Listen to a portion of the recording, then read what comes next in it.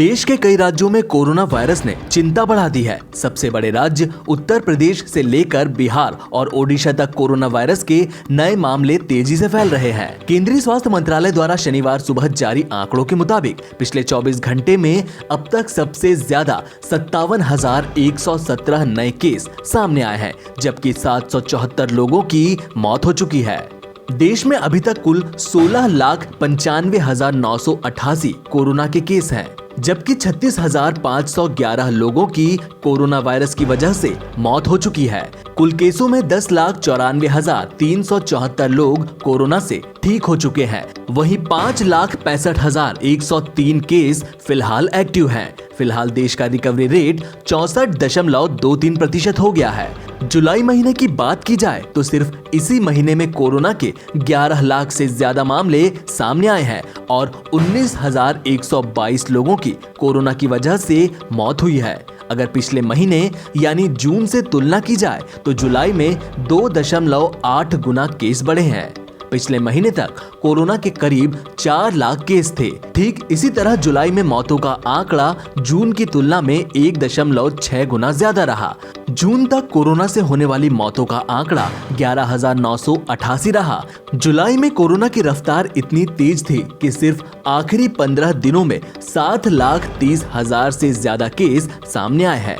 यह आंकड़ा जुलाई के पहले हाफ की तुलना में करीब 2 गुना है। शुक्रवार को कोरोना के 57,151 केस सामने आए। आपको बता दें कि यह लगातार चौथा दिन था जब एक दिन में कोरोना के 50,000 से ज्यादा मामले सामने आ चुके हैं।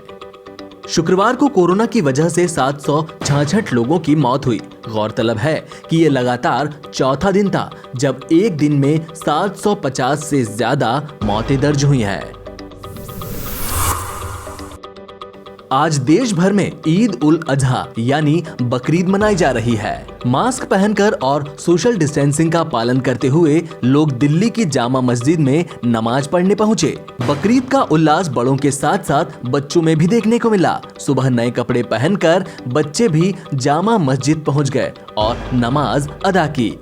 जामा मस्जिद में नमाज पढ़ने के बाद बच्चों ने एक दूसरे के गले मिलकर अपनी खुशी का इजहार किया। उनके चेहरे की खुशी बता रही है कि कोरोना के डर से ज्यादा उन्हें ईद की खुशी है। इस बार की बकरीद बाकी सालों से अलग है क्योंकि ये कोरोना संकट के दौरान पड़ी है। ऐसे में लोगों को त्योहार भी मनाना है और एहतियात भी बरतना है, जिससे कोविड-19 को पांव पसारने का मौका ना मिल जाए। ऐसा पहली बार होगा जब सामूहिक नमाज में अधिकतर लोगों ने मास्क पहना हुआ है। चूंकि यह कोरोना संकट का दौर है, ऐसे में लोग एहतियात बरत रहे हैं। नमाज पढ़ने के दौरान लोगों ने मास्क तो लगाया है, साथ में सोशल डिस्टेंसिंग का पालन भी कर रहे थे। बहुत अच्छा लग रहा है क्योंकि ईदगाह की नमाज नहीं हुई थी, बस आम लोगों की हुई थी, लेकिन इस बार बहुत सारे लोगों की हुई है। मजा आया है, खुशी हो रही है। क्या क्या तैयारियां करी आपने घर पे, क्या क्या चीजें बनाई? खूब चीज़ें बनी हैं, खूब तैयारी हो रही थी। कुर्ते बने, कपड़े बने, सबके खीर कौरमा बना, सबका सब बना। बहुत खुशी हो रही है। कैसे सुरक्षित रख पा रहे हैं? हाँ, सुरक्षित। खुद को कैसे बचा पा रहे हैं? मास्क पहनना ज़रूरी है, सोशल डिस्टेंसिंग रखनी है, एक दूसरे से ज़रूरी है। डर का माहौल तो है, लेकिन उसमें सावधानी लेके हम लोग चल रहे हैं। सारी जो भी मास्क वगैरह हैं हम लोग यूज कर रहे हैं, सोशल डिस्टेंसिंग कर रहे हैं। सर, कैसे आपने पूरे त्यौहार की तैयारी करी? नहीं, तैयारी तो पहले जैसा तो कुछ है ही नहीं देखा जाए तो। भाई ये है कि 10 मिनट की बात होती है, आप भी देख ही रहे हैं, सिर्फ नमाज पढ़नी है जी। इसके लिए हम लोग मस्जिद, और वैसे भी हर मस्जिद में नमाज नहीं हुई है, कहीं कहीं हुई है। चीन के साथ बढ़ते तनाव और उसके खिलाफ लगे जासूसी के आरोपों के बीच अमेरिका ने एक बड़ा फैसला किया है। भारत की तर्ज पर अमेरिका के राष्ट्रपति डोनाल्ड ट्रंप ने फैसला किया है कि देश में चीनी video sharing mobile app TikTok को बैन कर दिया जाएगा। इसके लिए जल्द ही कार्यकारी निर्देश लाया जाएगा।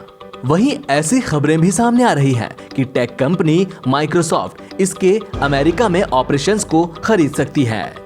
आपको बता दें कि भारत 2 बार में 106 चीनी मोबाइल ऐप्स को बैन कर चुका है। डोनाल्ड ट्रंप के फैसले के बारे में AF1 ने बताया कि जहां तक टिकटॉक की बात है उसे अमेरिका में बैन कर दिया जाएगा और हो सकता है कि शनिवार को इसे लेकर कार्रवाई कर दी जाए। इससे पहले ट्रंप ने कहा था कि हम कुछ और चीजें कर सकते हैं, कई विकल्प हैं, लेकिन बहुत सी चीजें हो रही हैं, इसलिए हम देखेंगे कि क्या होता है, लेकिन हम टिकटॉक को लेकर कई विकल्प देख रहे हैं। आपको बता दें कि 25 सदस्यों वाली अमेरिकी कांग्रेस की टीम ने राष्ट्रपति डोनाल्ड ट्रंप से टिकटॉक पर एक्शन लेने और अमेरिकी नागरिकों के डेटा को सुरक्षित रखने के लिए ठोस कदम उठाने का आग्रह किया था। उन्होंने कहा था कि टिकटॉक के डेटा से चीन की कम्युनिस्ट पार्टी और भी एडवांस होती है। वहीं भारत ने चीन के 47 और ऐप्स बैन कर दिए। इससे पहले भी चीन के 59 ऐप्स बैन किए जा चुके हैं, जिसमें टिकटॉक भी शामिल है। बाद में बैन किए गए ऐप्स में ज्यादातर क्लोनिंग वाले ऐप्स शामिल हैं। नई दिल्ली के यूसुफ सराय मार्केट में शुक्रवार को दुकानदारों ने चीनी प्रोडक्ट्स के खिलाफ जमकर प्रदर्शन किया। इस दौरान उन्होंने भारत माता की जय और चीनी सामानों का बहिष्कार के नारे लगाए।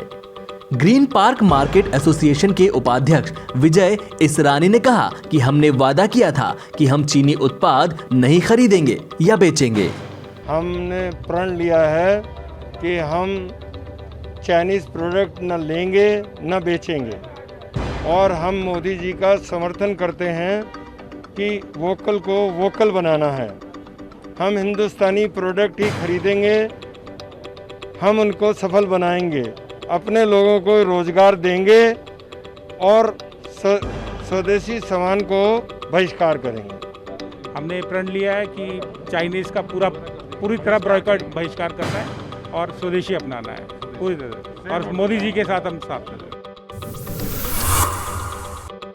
चीन को खुश करने के लिए एक के बाद एक भारत विरोधी बयान देने वाले नेपाली प्रधानमंत्री KP शर्मा ओली का अब अपने ही देश में विरोध तेज होता जा रहा है।